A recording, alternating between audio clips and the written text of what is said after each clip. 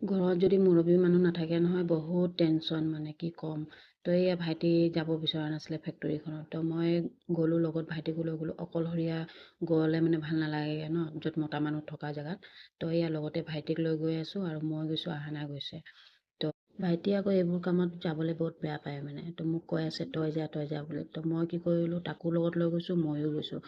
এয়া আহি পাই ভিতৰলৈ সোমাই আহিলোঁ। তো সোমাই আহি মানে মানুহজনক সুধিলোঁ, তো মানুহজনে ক'লে তাতে নম্বৰটো লিখা আছে, তো কল কৰি চোৱা। এয়া নম্বৰটো লৈ মেলি কল কৰিলোঁ। এইখন বহুত পুৰণা ফেক্টৰী হয়, তো আৰু ইয়াত যেনেকৈ আমি সৰুৰ পৰাই দেখি আছোঁ তেনেকৈ আছে, একো চেঞ্জ কৰা নাই।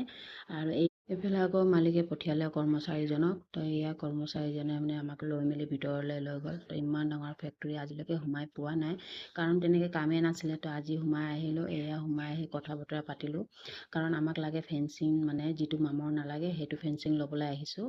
চাওকচোন, মানে ইয়াত চব অৰ্ডাৰ দিয়া বস্তুৱে মানে বনায়। তাৰপিছত এয়া আমি এইটো ফেঞ্চিং ল'লোঁ, লৈ মানে দাম দৰ পতাই মেলি কিনে আমি উভতি আহিলোঁ, কাৰণ ভাইটিয়ে চব দাম দৰ পতাবলৈ নাজানে। তো পতাই মেলি আহিলোঁ। তো এয়া হৈছে বৰহাবজানৰ বিয়া ভৱন, আৰু এইখিনিতে আজি 2 দিনৰ আগত মানে এটা স্পট ডেথ হৈছিলে। তো আপোনালোকক দেখাই আছোঁ, সেইখিনি ভিডিঅ'টো মই ল'ব পৰা নাই আৰু দিয়াও নাই। তাৰপিছত আহি পালোঁ বৰহাবজান ৰেলৱে ষ্টেচন। তো এয়া হৈছে বৰহাবজান ৰেলৱে ষ্টেচন। তো হ'লেও কি হৈছে, ইয়াত কোনো ধৰণৰ টিকেট চিষ্টেম নাই।